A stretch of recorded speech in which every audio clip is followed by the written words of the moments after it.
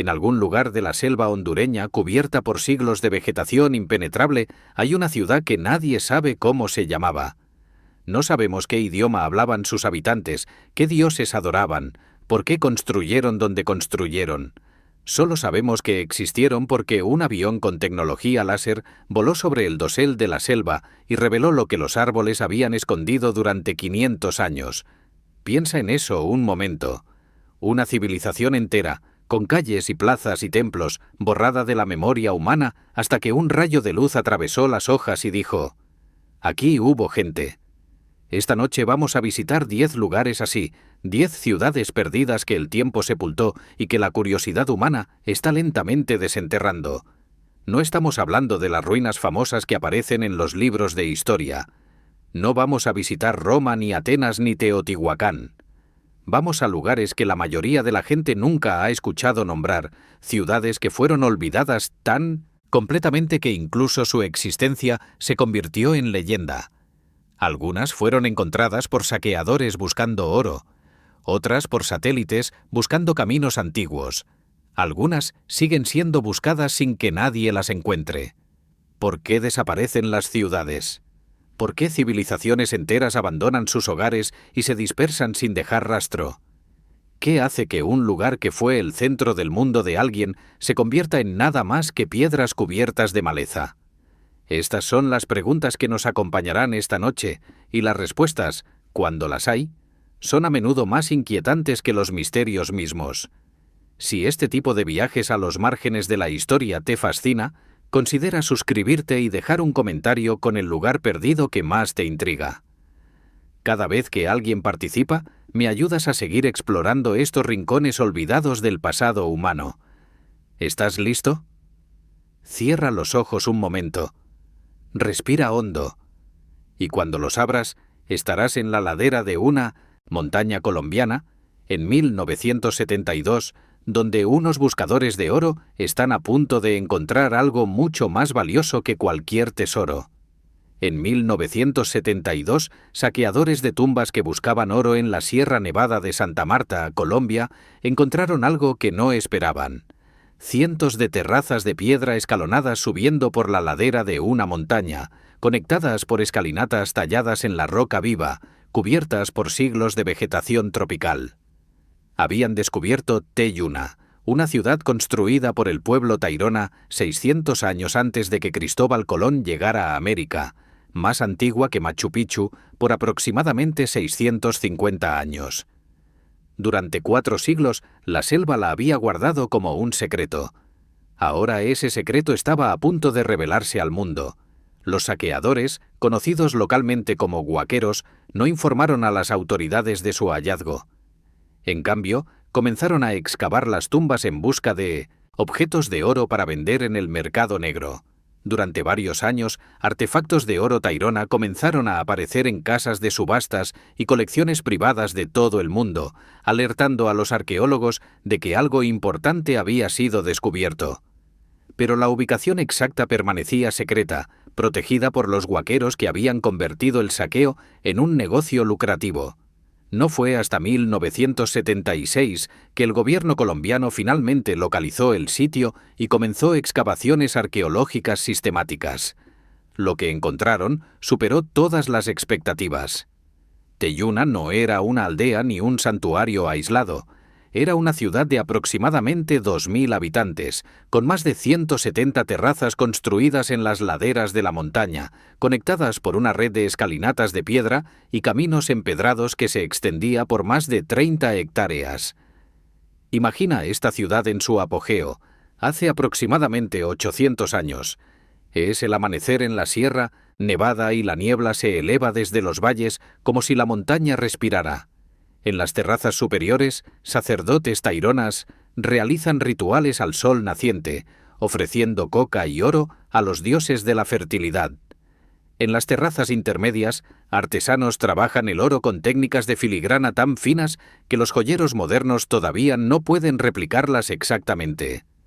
En las terrazas inferiores, agricultores cultivan maíz, yuca y frijoles en campos irrigados por canales de piedra que recogen el agua de la lluvia.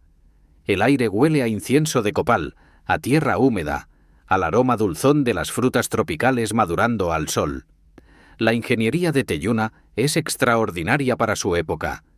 Las terrazas están construidas con muros de contención que alcanzan hasta 9 metros de altura, diseñados para resistir los deslizamientos de tierra que son comunes en esta región de lluvias intensas. Los sistemas de drenaje canalizan el agua de lluvia hacia cisternas subterráneas, asegurando suministro durante las sequías. Las escalinatas principales tienen más de 1.200 peldaños, ascendiendo más de 300 metros de desnivel desde la base hasta la cima de la ciudad. Los taironas no dejaron textos escritos, por lo que todo lo que sabemos de ellos proviene de la arqueología y de los relatos de los cronistas españoles que los encontraron en el siglo XVI. Eran un pueblo guerrero y comerciante, conocido por su trabajo en oro y por su resistencia feroz a la conquista española. Los españoles los describieron como orgullosos y difíciles de someter, y las guerras de conquista en la Sierra Nevada duraron décadas. ¿Por qué fue abandonada Teyuna? La explicación más probable es la conquista española. Entre 1500 y 1600, los españoles libraron guerras de exterminio contra los taironas, quemando sus aldeas, esclavizando a los supervivientes, trayendo enfermedades que diezmaron a la población. Los habitantes de Teyuna probablemente huyeron a las montañas más altas, donde sus descendientes, los pueblos Kogi, Arhuaco, Huigua y Cancuamo, viven todavía hoy. Pero no hay evidencia de destrucción violenta en el sitio. Es como si los habitantes simplemente se hubieran ido un día, dejando sus casas y templos a merced de la selva. Hoy Teyuna es conocida como la ciudad perdida, y es uno de los destinos de trekking más desafiantes de Sudamérica. Llegar requiere una caminata de 4 a 6 días a través de la selva, cruzando ríos, escalando laderas empinadas, soportando el calor y la humedad tropical. Pero quienes completan el viaje describen una experiencia transformadora. Emerger de la selva para ver las terrazas de piedra elevándose entre la niebla, exactamente como las vieron los guaqueros hace 50 años, exactamente como las dejaron los taironas hace 4 siglos. Y mientras dejamos la selva colombiana, viajemos ahora hacia el este, cruzando el Atlántico hasta el desierto de Arabia, donde tumbas monumentales guardan secretos que ni siquiera la arena ha logrado revelar. En el noroeste de Arabia Saudita, donde el desierto se encuentra con formaciones de arenisca rojiza, hay más de 100 tumbas monumentales talladas directamente en la roca. Sus fachadas muestran águilas, esfinges y columnas en estilos que mezclan influencias persas, egipcias y grecorromanas. Son las tumbas de Madain Saleh, el segundo asentamiento más importante de los nabateos después de Petra, y durante casi 2000 años permanecieron selladas, intocadas, esperando en el silencio del desierto. Cuando los arqueólogos finalmente las abrieron, encontraron algo desconcertante. La mayoría estaban vacías. ¿Dónde estaban los cuerpos? Madain Saleh, conocida en la antigüedad como Egra, fue fundada por los nabateos alrededor del siglo I antes de nuestra era. Los nabateos eran un pueblo de origen árabe que controlaba las rutas comerciales que conectaban Arabia con el Mediterráneo, transportando incienso, mirra y especias desde Yemen hasta Gaza y Alejandría. Egra era una estación crucial en esta red, un oasis donde las caravanas podían descansar, abastecerse de agua y comerciar antes de continuar su viaje. Visualiza Egra en su momento de mayor esplendor. Es el siglo I de nuestra era. El sol del desierto cae implacable sobre las formaciones de arenisca, pero en los valles entre las rocas hay sombra y frescor. Caravanas de camellos cargados de incienso entran por la puerta norte, sus conductores gritando órdenes en nabateo, una lengua aramea que se escribía con un alfabeto que eventualmente evolucionaría hacia la escritura árabe. En las plazas del centro, mercaderes negocian precios mientras escribas registran las transacciones en pergaminos. Y en las laderas de las formaciones rocosas, canteros trabajan en las fachadas de nuevas tumbas, tallando águilas con las alas extendidas, símbolos de las almas ascendiendo al cielo. Las tumbas de Madain Saleh son obras maestras de la arquitectura funeraria. Las más elaboradas tienen fachadas de más de 20 metros de altura, con columnas corintias, frontones triangulares y nichos para estatuas. Muchas llevan inscripciones en nabateo que identifican al propietario de la tumba, la fecha de construcción y las penalidades para cualquiera que profanara el lugar. Algunas de estas inscripciones incluyen maldiciones específicas: que quien viole esta tumba sea maldecido por Dushara y su familia pierda todo lo que posee. Pero cuando los arqueólogos modernos entraron en estas tumbas esperando encontrar esqueletos, ajuares funerarios y tesoros, encontraron en su mayoría cámaras vacías. Algunas contenían fragmentos de hueso, restos de tejidos y ocasionalmente cerámicas rotas, pero nada comparable a lo que las fachadas monumentales sugerían. ¿Qué pasó? Las teorías son varias. Una posibilidad es que las tumbas fueron saqueadas en la antigüedad, quizás durante las guerras que acompañaron la conquista romana de la región en el año 106 de nuestra era. Otra teoría sugiere que los nabateos practicaban entierros secundarios. Los cuerpos eran colocados inicialmente en las tumbas para descomponerse, y luego los huesos eran retirados y trasladados a osarios comunales. Una tercera posibilidad es que algunas tumbas nunca fueron usadas, que fueron construidas como inversiones para el futuro y quedaron vacías cuando sus propietarios murieron lejos de Egra. Hay un aspecto de las tumbas de Madain Saleh que sigue siendo misterioso: su orientación. Las fachadas no están orientadas hacia un punto cardinal específico ni hacia la Meca, como sería de esperar si tuvieran significado religioso direccional. Algunas miran al este, otras al oeste, otras al norte o al sur. La única consistencia parece ser la calidad de la roca. Los canteros buscaban formaciones de arenisca lo suficientemente estables para soportar la talla, sin importar la dirección que enfrentaran. Los nabateos desaparecieron como pueblo distintivo después de la conquista romana, asimilándose gradualmente a la población general del imperio. Egra decayó cuando las rutas comerciales cambiaron, cuando el incienso dejó de ser el producto de lujo que había sido, cuando nuevos puertos y caminos hicieron obsoleta la ruta terrestre que los nabateos habían dominado durante siglos.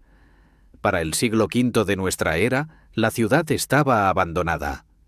Las arenas del desierto comenzaron a acumularse, cubriendo las estructuras menores, dejando solo las fachadas monumentales emergiendo como fantasmas de piedra. Madain Saleh fue inscrita como Patrimonio de la Humanidad por la UNESCO en 2008, el primer sitio saudí en recibir esta designación. Durante mucho tiempo fue difícil de visitar debido a restricciones gubernamentales, pero desde 2020 Arabia Saudita ha comenzado a desarrollar el turismo en la región. Los visitantes describen una experiencia surrealista: caminar entre tumbas que fueron talladas hace 2000 años en un silencio tan profundo que puedes escuchar tu propio corazón latiendo. Y hablando de ciudades legendarias que pueden o no existir, viajemos ahora a las selvas de Sudamérica, donde una ciudad dorada ha sido buscada durante 500 años sin que nadie la encuentre con certeza. Cuando los conquistadores españoles sometieron al imperio inca, escucharon una historia que los obsesionó durante siglos. En algún lugar de la selva amazónica, más allá de las montañas, existía una ciudad dorada llamada Paititi, donde los incas habían escondido sus tesoros antes de la conquista. Desde entonces, exploradores, aventureros y arqueólogos han buscado Paititi en las junglas de Perú y Bolivia. Algunos murieron en el intento. Ninguno la ha encontrado con certeza. Pero las crónicas coloniales son demasiado específicas, demasiado consistentes, demasiado detalladas para ser pura fantasía. Algo hay en esa selva. La pregunta es, ¿qué? La leyenda de Paititi tiene raíces históricas documentadas. Cuando Francisco Pizarro ejecutó al emperador Atahualpa en 1533, una parte significativa del rescate en oro que había exigido nunca llegó.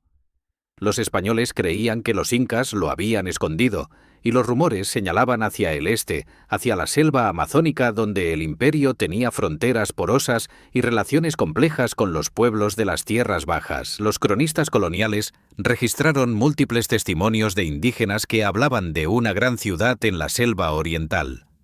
Juan Álvarez Maldonado, en 1567, escribió sobre una tierra muy rica llamada Paititi, a la que nunca logró llegar. El misionero Andrés López describió en 1602 una ciudad de grandes edificios y mucha riqueza a varias semanas de viaje desde Cusco. Estos relatos difieren en los detalles, pero coinciden en lo esencial.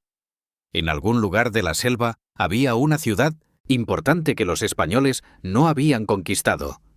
Imagina una expedición buscando Paititi a finales del siglo XVI.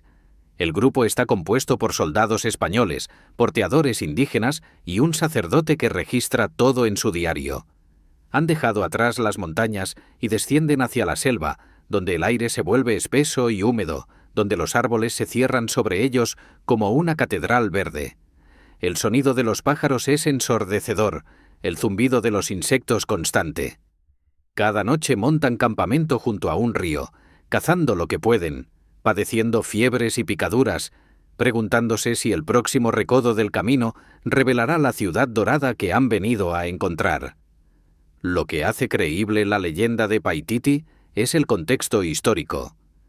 Los incas efectivamente tenían asentamientos en la ceja de selva, la zona de transición entre los Andes y la Amazonía. Sitios como Vilcabamba, el último refugio de la resistencia inca, demuestran que construían ciudades en Minmochitosons, regiones que los españoles consideraban impenetrables. Si los incas pudieron mantener un estado rebelde en Vilcabamba durante 40 años después de la conquista, ¿no podrían haber tenido otros asentamientos más adentro de la selva? En décadas recientes, exploradores modernos han encontrado evidencia que podría o no estar relacionada con Paititi.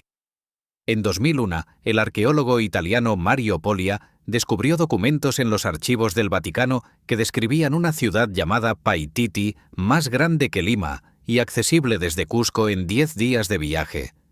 En 2017, imágenes de satélite revelaron estructuras geométricas en la selva boliviana que algunos identificaron como posibles restos de la ciudad legendaria. Ninguno de estos hallazgos ha sido confirmado de manera concluyente. El problema con buscar Paititi es triple. Primero, la selva amazónica es vasta, más de 5 millones de kilómetros cuadrados de vegetación densa que oculta cualquier cosa, bajo su dosel. Segundo, los materiales de construcción típicos de la región, madera, paja, adobe, se descomponen rápidamente en el clima tropical, dejando pocas huellas después de siglos.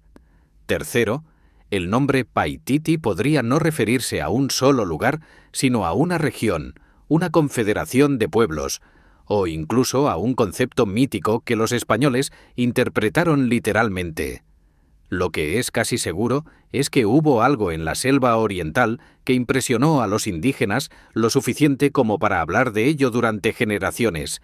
Si era una ciudad inca, un asentamiento de otro pueblo o una red de comunidades dispersas, probablemente nunca lo sabremos con certeza. Paititi sigue siendo lo que siempre ha sido: una promesa en el horizonte de la selva, una historia que se cuenta y se busca, pero nunca se encuentra.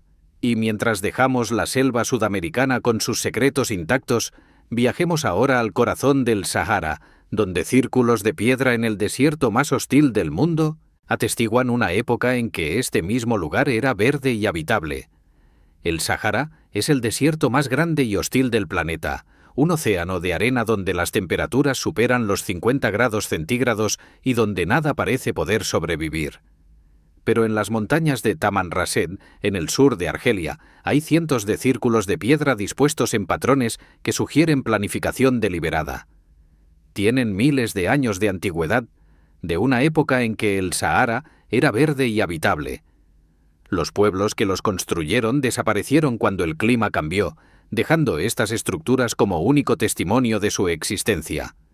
Nadie sabe para qué servían. Las montañas de Tamanrasset, también conocidas como las montañas de Hogar, son una anomalía geológica en el corazón del Sahara. Son restos volcánicos que se elevan más de 2000 metros sobre el nivel del mar, creando un microclima ligeramente más templado que el desierto circundante. Aquí, donde ocasionalmente cae algo de lluvia, Los pueblos antiguos encontraron refugio durante los períodos en que el Sahara atravesaba fases húmedas. Los círculos de piedra de Tamanrasset fueron documentados por primera vez por exploradores franceses a principios del siglo XX, pero no han sido estudiados sistemáticamente hasta décadas recientes. Se cuentan por cientos, dispersos por las mesetas y valles de la región. Su tamaño varía desde unos pocos metros hasta más de 20 metros de diámetro. Algunos están formados por piedras pequeñas colocadas en círculos simples, otros tienen estructuras más complejas con divisiones internas, cámaras centrales o alineaciones radiales. Imagina este paisaje hace 6.000 años.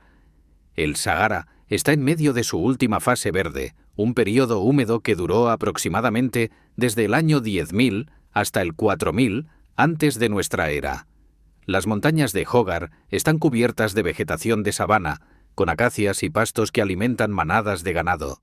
Lagos y ríos atraviesan lo que hoy es arena estéril.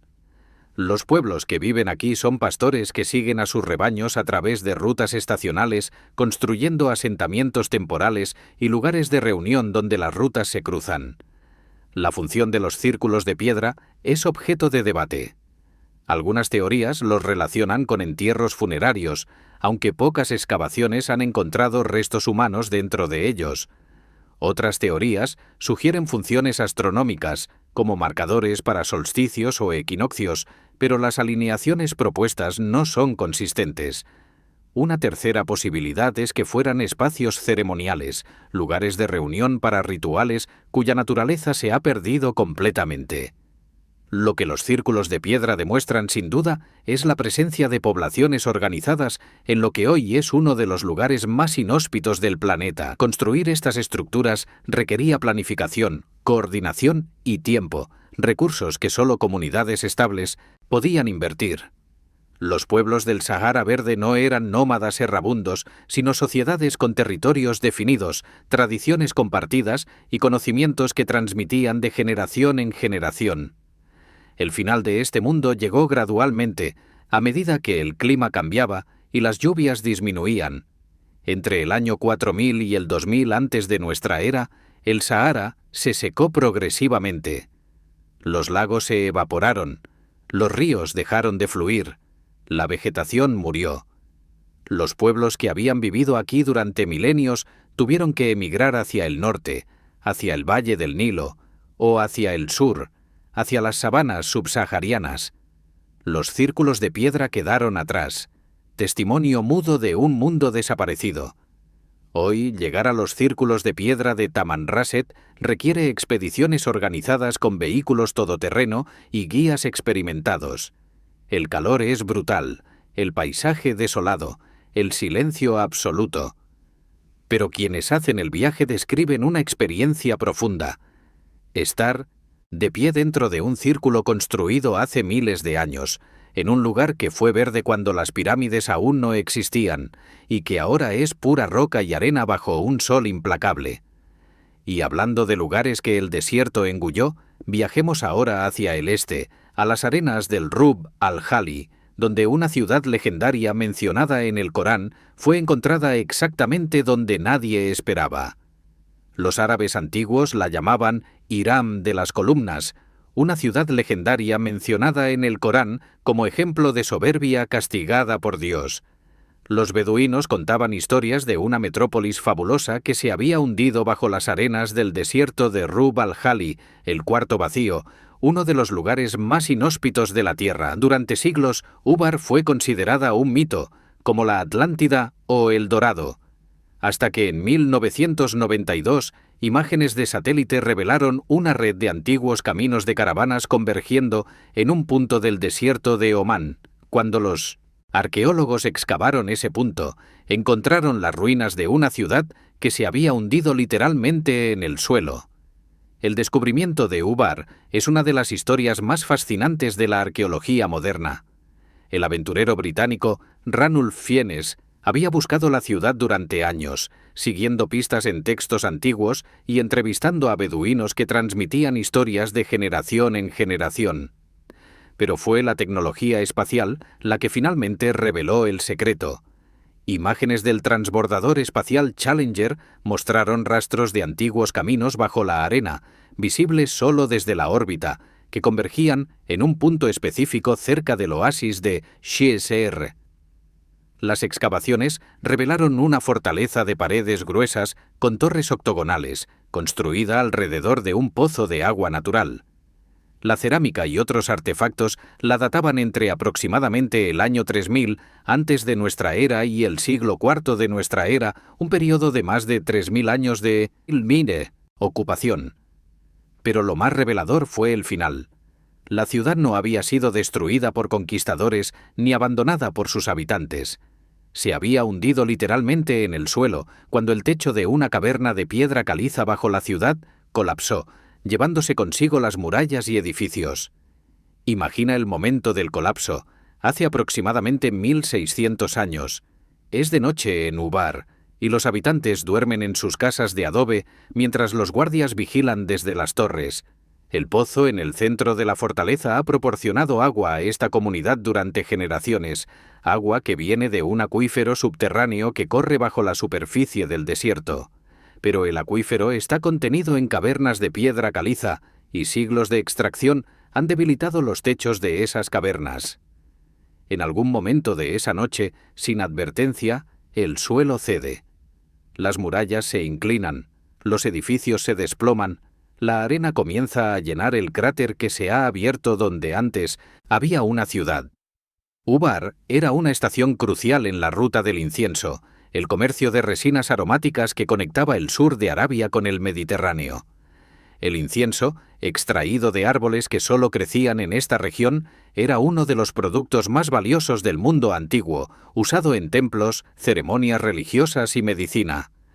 Las caravanas que transportaban incienso necesitaban agua para cruzar el desierto, y Ubar proporcionaba esa agua. Su ubicación la hacía indispensable. Su colapso la convirtió en leyenda. La identificación del sitio de Shisr con la legendaria Ubar sigue siendo debatida entre los académicos. Algunos argumentan que las ruinas son demasiado pequeñas para corresponder a la gran ciudad descrita en las fuentes antiguas, que era como ninguna otra en el mundo, según el Corán. Otros sugieren que Ubar podría ser un nombre regional que abarcaba múltiples asentamientos, de los cuales Shisr era solo uno. La verdad, como suele ocurrir en arqueología, probablemente está en algún punto intermedio. Lo que es innegable es que hubo una ciudad aquí, en uno de los lugares más inhóspitos del planeta, y que esa ciudad cayó de la manera más dramática posible. El suelo literalmente se la tragó. Las leyendas de los beduinos, transmitidas durante más de 1500 años, preservaron este recuerdo transformándolo en una historia moral sobre la soberbia y el castigo divino. El desierto, que había guardado el secreto durante siglos, finalmente lo reveló a ojos que miraban desde el espacio. Y mientras dejamos las arenas de Arabia, viajemos ahora hacia el oeste, a una isla del Mediterráneo donde pequeñas cámaras excavadas en la roca guardan secretos de hace 5000 años.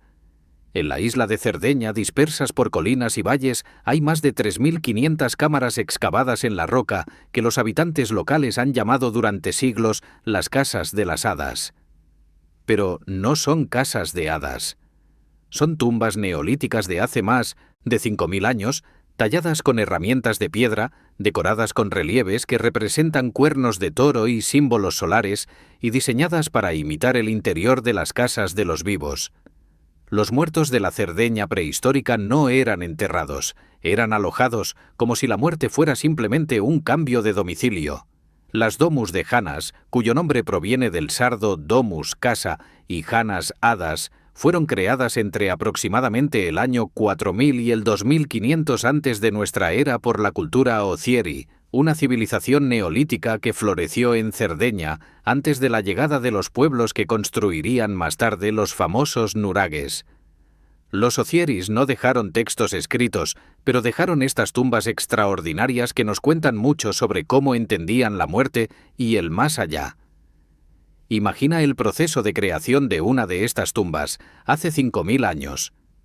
Un grupo de hombres trabaja en la ladera de una colina de roca caliza, usando hachas de Mindoncheonche. piedra pulida y cinceles de obsidiana para excavar la roca. El trabajo es lento y agotador. Crear una sola cámara puede tomar meses o incluso años. Pero el resultado será un hogar eterno para los muertos de la comunidad, un lugar donde los ancestros podrán descansar rodeados de las mismas comodidades que tenían en vida. El interior de las domus de Janas es lo que las hace únicas. No son simples agujeros en la roca, son reproducciones detalladas de las casas de los vivos. Muchas tienen vigas y columnas falsas talladas en el techo, imitando la arquitectura de las viviendas de la superficie. Algunas tienen nichos para objetos, bancos tallados a lo largo de las paredes y puertas falsas que conectan simbólicamente con otras cámaras o con el mundo exterior. Es como si los arquitectos de la muerte quisieran asegurar que los muertos se sintieran en casa. Las decoraciones son particularmente reveladoras. El motivo más común es la cabeza de toro con cuernos, que aparece tallada sobre las entradas de muchas tumbas. Los arqueólogos interpretan esto como un símbolo de protección o de conexión con lo divino. El toro era probablemente un animal sagrado para los Ocieris, como lo sería más tarde para los minoicos de Creta. Otros motivos incluyen espirales, círculos concéntricos y líneas en zigzag que podrían representar el agua, el sol o conceptos abstractos que no podemos reconstruir. El uso de las domus de Janas era comunal y prolongado. Las excavaciones han encontrado restos de múltiples individuos en cada tumba, sugiriendo que eran osarios donde los huesos de generaciones se acumulaban con el tiempo.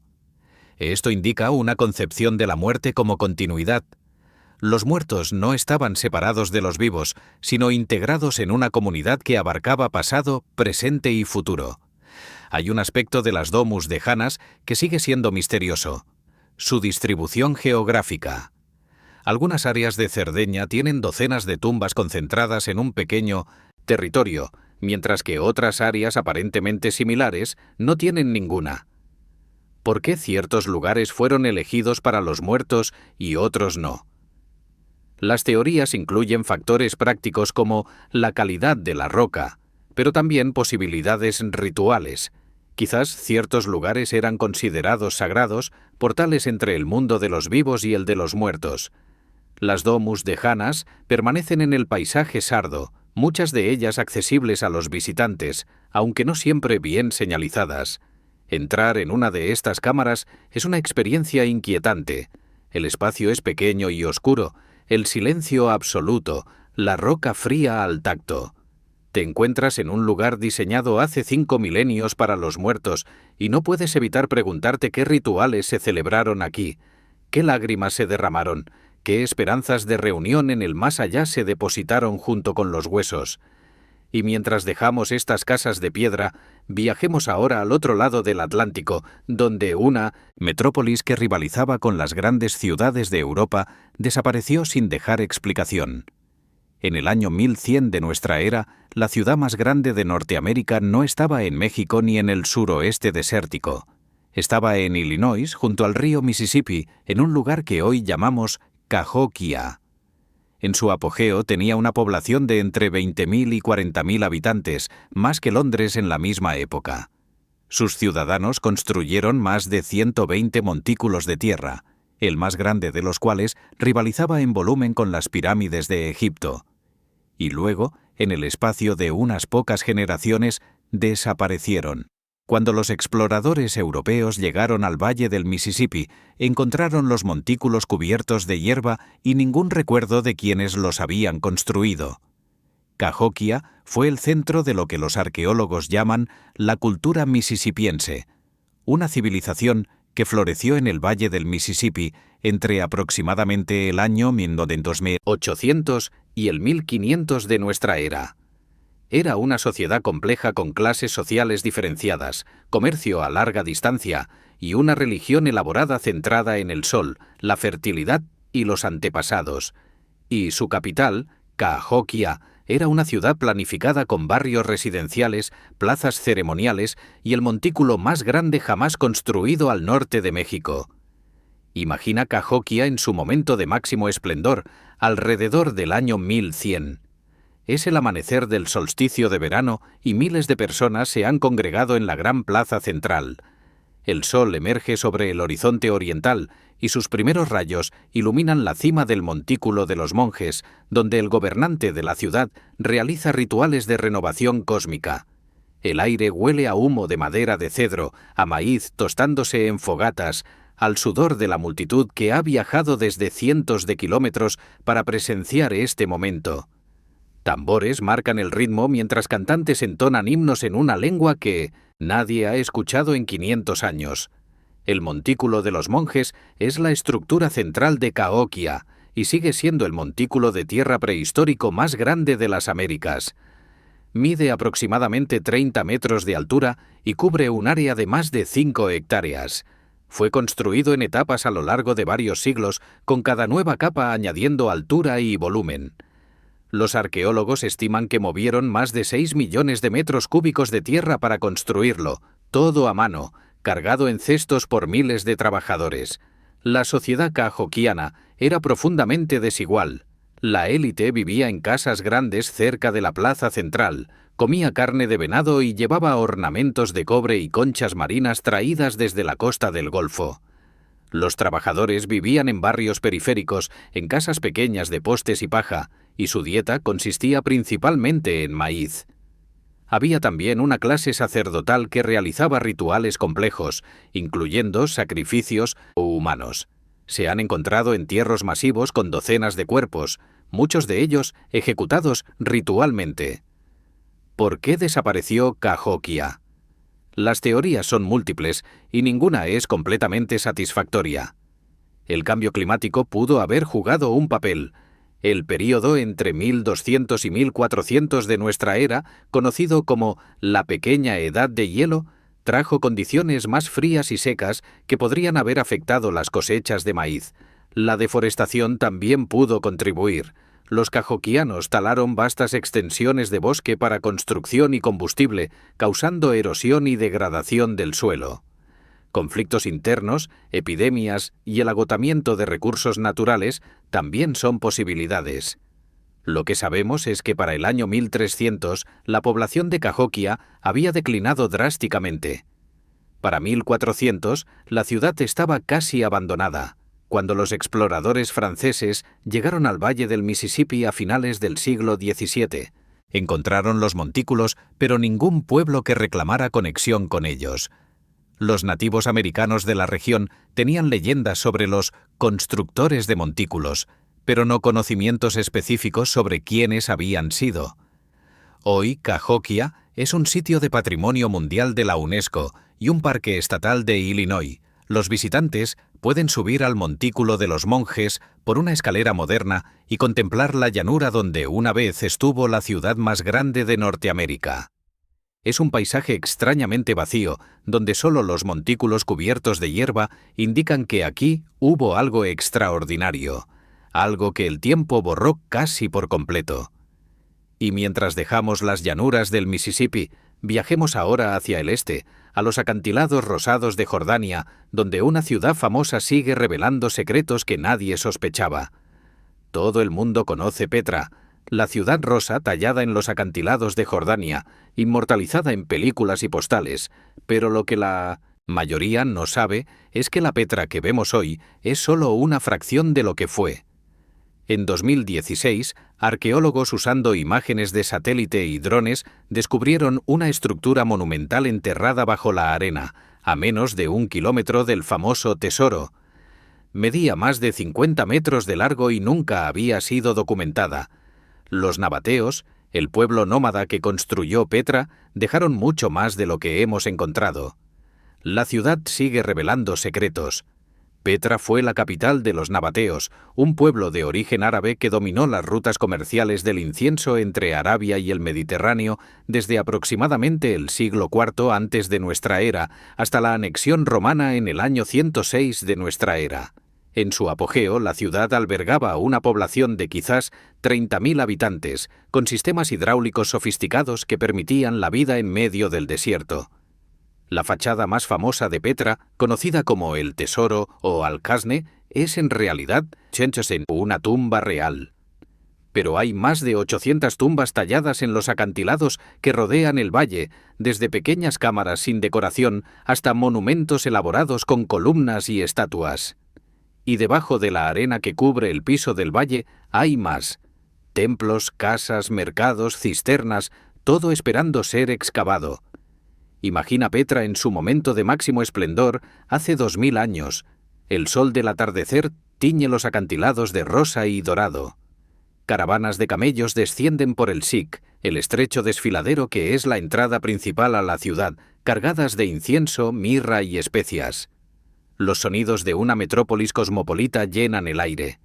El regateo de los mercaderes, el golpeteo de los martillos de los canteros tallando nuevas tumbas, las oraciones de los sacerdotes en los templos que se alinean a lo largo de la calle principal. El olor del incienso se mezcla con el de la cocina, con el sudor de los camellos, con el polvo que levanta cada paso. El descubrimiento de 2016 cambió nuestra comprensión de Petra. La estructura encontrada, una plataforma de aproximadamente 56 metros por 49 metros con una escalera monumental, no correspondía a ningún edificio conocido de la ciudad. Su orientación hacia el este sugería una función ceremonial, quizás relacionada con el culto solar que los nabateos practicaban. Pero sin excavaciones completas, su propósito exacto sigue siendo desconocido. Lo más revelador del descubrimiento es cuánto de Petra permanece oculto. Los arqueólogos estiman que solo un 15% de la antigua ciudad ha sido excavado. El resto yace bajo capas de arena acumulada durante siglos, esperando el momento en que los recursos y la tecnología permitan sacarlo a la luz.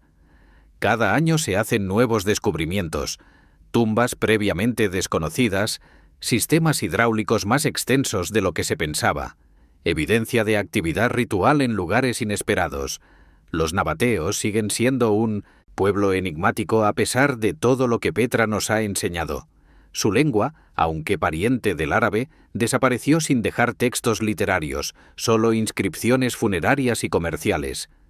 Su religión mezclaba elementos árabes con influencias de Egipto, Grecia y Mesopotamia, de maneras que apenas estamos comenzando a entender, y su destino después de la conquista romana sigue siendo incierto. Probablemente se asimilaron a la población general del imperio, perdiendo su identidad distintiva en el proceso. Petra fue redescubierta para el mundo occidental en 1812 por el explorador suizo Johann Ludwig Burckhardt, quien entró disfrazado de comerciante árabe. Desde entonces, ha fascinado a visitantes de todo el mundo, inspirando poetas, artistas y, más recientemente, cineastas. Pero debajo de la belleza que vemos hay una ciudad mucho más grande, más compleja y más misteriosa de lo que cualquier fotografía puede mostrar. Y mientras dejamos los acantilados rosados de Petra, viajemos ahora al otro lado del mundo, a las alturas de los Andes peruanos, donde otra ciudad de piedra guarda sus propios secretos. A 3000 metros de altitud, en lo alto de una montaña de los Andes peruanos, hay una muralla de piedra de 20 metros de altura que rodea una ciudad de más de 400 estructuras circulares. Es Cuelap, la fortaleza de los Chachapoyas, el pueblo que los incas llamaban los guerreros de las nubes. La construyeron hace más de 1000 años, piedra sobre piedra, cargando material por laderas casi verticales. Y luego, como tantas otras civilizaciones de esta historia, desaparecieron. Los incas los conquistaron, los españoles los diezmaron, y la selva reclamó su ciudad. Hasta que un juez peruano, buscando un camino perdido en 1843, miró hacia arriba y vio la muralla emergiendo de la niebla.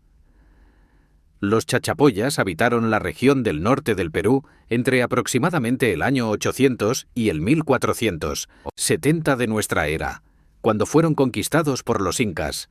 Eran un pueblo guerrero conocido por su ferocidad en batalla y por su costumbre de momificar a sus muertos y colocarlos en sarcófagos de arcilla en los acantilados de sus montañas.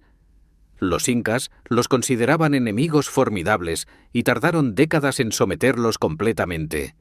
Imagina Cuelap en su apogeo, hace aproximadamente 700 años. La niebla de la mañana se levanta lentamente desde el valle, revelando la muralla que serpentea por la cresta de la montaña como un dragón de piedra dormido.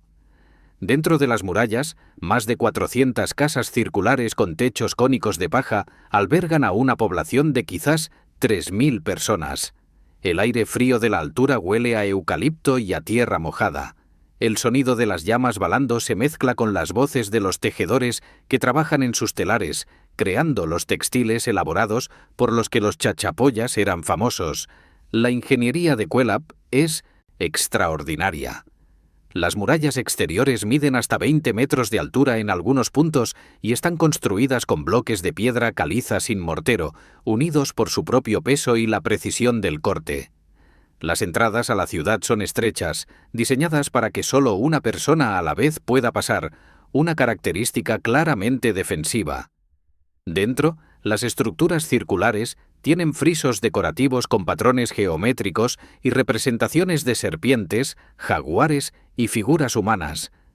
Un aspecto particularmente misterioso de Cuélap es el torreón, una estructura circular de 7 metros de altura en el punto más alto de la ciudad.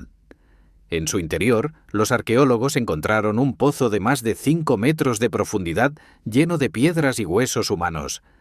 Las teorías sobre su función van desde observatorio astronómico hasta lugar de sacrificios, pero ninguna ha sido confirmada definitivamente. La conquista inca de los chachapoyas fue brutal pero incompleta. Los incas establecieron guarniciones en la región y deportaron a parte de la población a otras áreas del imperio, pero la resistencia continuó. Cuando los españoles llegaron en el siglo XVI, algunos chachapoyas se aliaron con los conquistadores esperando liberarse del dominio inca. No les fue mejor. Las epidemias europeas diezmaron la población y los supervivientes fueron forzados a reubicarse en pueblos de estilo español, donde pudieran ser controlados y cristianizados. Para el siglo XVIII, Cuélap estaba completamente abandonada y cubierta de vegetación. La selva nubosa de la región, con su humedad constante y su crecimiento vegetal explosivo, había ocultado las murallas bajo capas de musgo, helechos y árboles. Cuando el juez Juan Crisóstomo Nieto la redescubrió en 1843, tuvo que cortar la vegetación con machete para comprender lo que estaba viendo. Hoy Cuélap es accesible mediante un teleférico inaugurado en 2017 que transporta a los visitantes desde el valle hasta la cima de la montaña en 20 minutos. Pero muchos prefieren hacer la caminata de varias horas, siguiendo los mismos senderos que los chachapoyas usaban hace siglos. Desde la muralla, en días claros, puedes ver cadenas montañosas que se extienden hasta el horizonte, un paisaje que los guerreros de las nubes contemplaron cada día de sus vidas. Y mientras descendemos de estas alturas andinas, viajemos ahora a la selva hondureña, donde la tecnología moderna ha revelado una ciudad que las leyendas habían prometido pero que nadie había logrado encontrar. Durante siglos, los pueblos indígenas de Honduras hablaron de una ciudad perdida en la selva de la Mosquitia, una región tan impenetrable que los conquistadores españoles la evitaron por completo. La llamaban la ciudad del dios mono o la ciudad blanca, y decían que quien la encontrara nunca regresaría. Los exploradores del siglo XX la buscaron sin éxito, hasta que en 2012, un avión equipado con tecnología LIDAR, capaz de ver a través del dosel de la selva, reveló una ciudad completa escondida en un valle remoto. Plazas, pirámides, canales, todo cubierto por 500 años de vegetación. No sabemos quiénes la construyeron. No sabemos cómo la llamaban. Solo sabemos que existió. La tecnología LIDAR funciona disparando millones de pulsos de láser hacia el suelo y midiendo el tiempo que tardan en regresar. Puede penetrar la vegetación más densa, revelando el relieve del terreno debajo. Cuando el equipo de investigadores analizó los datos de la Mosquitia, quedaron atónitos. Bajo la selva aparentemente uniforme había estructuras inequívocamente humanas, plazas rectangulares, montículos piramidales, caminos elevados, todo dispuesto en patrones que indicaban planificación urbana deliberada. Imagina esta ciudad cuando estaba habitada, hace quizás 800 años. La selva que hoy la cubre no existía. Los habitantes mantenían los alrededores despejados para agricultura y defensa. Las pirámides, que ahora son montículos cubiertos de árboles, se elevaban blancas o rojas sobre el verde del valle, visibles desde kilómetros de distancia. Miles de personas vivían aquí, cultivando maíz y cacao, comerciando con pueblos lejanos, adorando dioses cuyos nombres se han perdido. El aire olía a copal quemándose en los templos, a comida cocinándose en los hogares, a la lluvia constante de la selva tropical. La expedición terrestre que siguió al descubrimiento por Lidar tuvo lugar en 2015. El equipo incluía arqueólogos, fotógrafos y soldados hondureños y requirió helicópteros para llegar al sitio porque no hay caminos en la Mosquitia. Lo que encontraron confirmó las imágenes del satélite, los restos de una ciudad de tamaño considerable, con al menos 75 estructuras visibles, incluyendo una plaza ceremonial con lo que parecía ser un altar o trono de piedra. En el suelo de la plaza, medio enterrados bajo siglos de hojarasca, había docenas de artefactos de piedra, vasijas ceremoniales, metates para moler maíz, y lo más impactante, esculturas de cabezas de serpiente, figuras de buitres y un objeto que parecía representar a un hombre sentado vistiendo un tocado de buitre. Estos objetos habían permanecido intocados desde que la ciudad fue abandonada, protegidos por la impenetrabilidad de la selva y la ausencia de saqueo. ¿Quiénes construyeron la Ciudad Blanca? La respuesta honesta es que no lo sabemos. El sitio no corresponde a ninguna cultura conocida de Honduras. No es maya, aunque tiene algunas similitudes con sitios mayas de Guatemala y Belice. No es lenca ni pech, ni ninguna otra cultura documentada de la región. Es posible que pertenezca a una civilización de la que no tenemos ningún registro, un pueblo que floreció en el aislamiento de la Mosquitia y desapareció sin dejar herederos que recordaran su nombre. Las teorías sobre el abandono son igualmente inciertas. La fecha aproximada del abandono, basada en la cerámica encontrada, es alrededor del año 1400 a 1500 de nuestra era, aproximadamente el momento en que los europeos llegaron al Caribe. Esto podría ser coincidencia o podría indicar que las epidemias que devastaron a los pueblos americanos llegaron aquí incluso antes que los conquistadores. Enfermedades como la viruela podían propagarse a través de redes comerciales, matando a poblaciones que nunca habían visto a un europeo. La Ciudad Blanca permanece en la selva, demasiado remota y protegida para excavaciones a gran escala. Solo la mitad de 1% del sitio ha sido estudiado. El gobierno hondureño ha declarado la región zona protegida, limitando el acceso para prevenir el saqueo y la destrucción del medio ambiente. Lo que yace bajo esa selva, los templos, las tumbas, las historias que los objetos podrían contarnos, probablemente permanecerá oculto durante generaciones más. Hemos viajado juntos a través de 10 lugares perdidos, desde las laderas de la Sierra Nevada colombiana hasta la selva impenetrable de Honduras, desde las arenas del desierto árabe hasta las alturas neblinosas de los Andes peruanos. En cada uno de estos lugares, civilizaciones enteras vivieron, amaron, construyeron y finalmente desaparecieron, dejando solo piedras y preguntas como testimonio de su existencia. Lo que une a todas estas historias es el silencio. Teyuna no dejó textos que expliquen por qué sus habitantes huyeron a las montañas. Los nabateos de Madain Saleh sellaron sus tumbas y se disolvieron en la historia sin contarnos sus rituales. Los constructores de la Ciudad Blanca ni siquiera dejaron su nombre. Y nosotros, 500, 1000, 5000 años después, caminamos entre sus ruinas tratando de reconstruir vidas que solo podemos imaginar. Hay algo profundamente humano en estas ciudades perdidas. No son solo acertijos arqueológicos, son recordatorios de Minchesin, nuestra propia fragilidad. Las civilizaciones que construyeron Cahokia o Cuelap o Úbar probablemente creían que durarían para siempre, que sus ciudades y sus dioses y sus tradiciones eran eternas. Y aquí estamos, siglos o milenios después, redescubriendo sus ruinas bajo la arena, bajo la selva, bajo la hierba que ha crecido sobre sus plazas vacías. Pero también hay algo esperanzador. Estas ciudades fueron olvidadas, pero no para siempre. La curiosidad humana, la misma fuerza que llevó a nuestros antepasados a construir pirámides y tallar tumbas en la roca, nos lleva ahora a buscar lo que el tiempo ha escondido. Cada excavación arqueológica, cada imagen de satélite, cada paso por un camino perdido es un acto de recuperación, una forma de decir: ustedes existieron, ustedes importaron, ustedes no serán olvidados completamente. Gracias por acompañarme en este viaje a través de los lugares que el mundo olvidó. Si estas historias te han hecho reflexionar, si te han dejado con más preguntas que respuestas, entonces hemos logrado lo que nos propusimos. Déjame saber en los comentarios cuál de estos lugares perdidos te ha intrigado más, y nos vemos en la próxima exploración de los silencios del pasado. Hasta entonces, que tu curiosidad nunca descanse, y que los ecos de las ciudades perdidas te acompañen en tus propios viajes.